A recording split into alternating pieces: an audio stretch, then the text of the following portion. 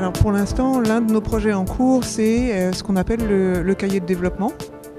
En fait, on s'est rendu compte que les parents recevaient des différents intervenants différents outils qui concernaient le développement de leurs enfants, mais ils avaient du mal à se l'approprier parce que ce sont des feuilles volantes, que l'information n'était pas forcément cohérente à travers l'ensemble des acteurs.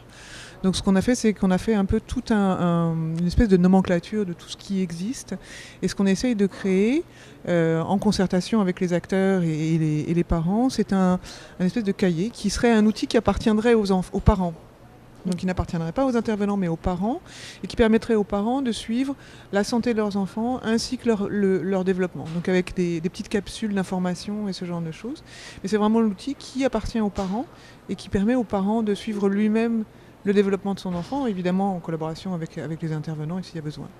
Et ce qui ressort très clairement, c'est qu'il y a une confiance qui s'établit entre les différents partenaires, qui permet d'échanger une analyse, un portrait et une analyse du portrait, donc mettre le doigt sur les besoins et les problématiques, et qui permet du coup d'intervenir plus homogènement à travers les différents intervenants.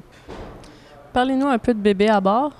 Donc on a créé cette brochure qui s'appelle Bébé à bord, donc la conso prend le bord, et qui informe les parents. Alors il y a un volet femme enceinte et qui permet qui donne beaucoup d'informations. Ça commence par un espèce de quiz pour savoir un petit peu ce que les parents savent. Il y a des fiches d'information par type de problématiques, que ce soit alcool, tabac, fumée secondaire, cocaïne, crack, ce genre de choses. Et surtout, ça donne en cours, de manière très courte, très facile à lire, ça donne les informations sur ce que ça fait pendant la grossesse, ce que ça fait sur le fœtus et ce que ça fait à plus long terme pour l'enfant. Et en fait, avant de le sortir, on l'a testé auprès de beaucoup de focus group.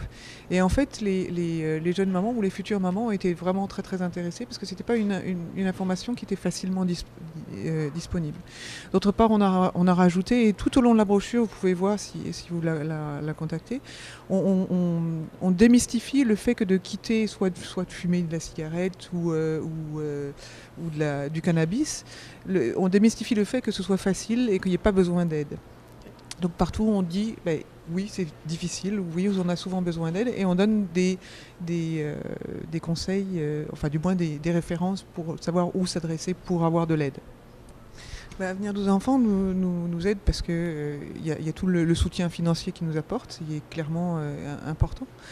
Mais il y a aussi le fait qu'ils nous ont stimulés pour justement concrétiser la concertation et à partir de cette concertation, évoluer, mettre en place des actions qui découlent de l'analyse des besoins et de l'analyse commune des besoins.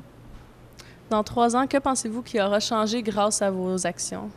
Ce sur quoi on intervient, c'est sur le développement des enfants, sur la capacité des parents à prendre en charge, pas à se prendre en charge, mais du moins à valoriser leur propre rôle de parents et ce genre de choses. Ce ne sont pas des changements qui se mesurent facilement et qui se mesurent non plus à court terme. Et d'autre part, il y a nos actions en tant que comité d'action locale, mais il y a aussi tout le reste de tout ce que font les intervenants en plus de ce qu'ils font avec local. Une communauté qui est de plus en plus consciente que c'est l'ensemble de la communauté qui doit soutenir les parents pour soutenir les enfants pour qu'ils aillent jusqu'au bout de leurs rêves.